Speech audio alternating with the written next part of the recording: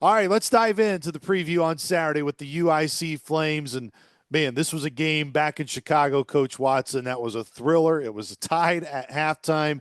It was back and forth between these two teams. Southern with Damian Mayo arguably making the play of the game. They're on the baseline to keep that possession live late, which led to Kennard Davis's 3-point play. Those hustle plays are going to be talked about.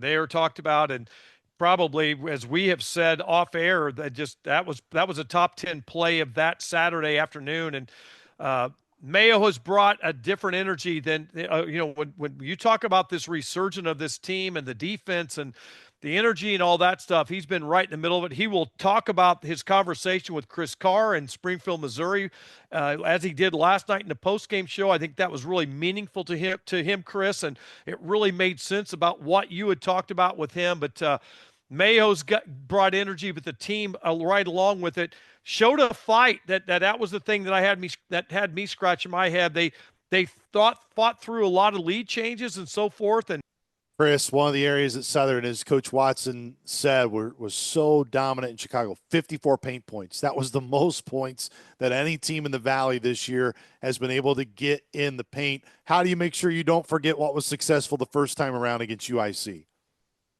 I think it's twofold. One, it's easy to fall in love with the 3-point shot, and that's today's era of basketball. The reason why they were able to get quality 3-point looks is because of the heat that they put on the rim. They've got to continue to drive. They got to continue to get post touches. I felt like that every time they've had ball reversal, paint touches, the 3-point percentage is much higher, but also their free throw shooting rate is much higher as well whenever they get those things. And I think that those have been critical elements to note. That was the only thing that they missed in the Drake game were those quality paint touch and free throw attempt opportunities. And I think that their recipe for success offensively has been that. And I think that they have to continue to fortify that with how they approach the game against UIC. Contreras and Ciani, two major impact pieces, Coach Watson, for UIC.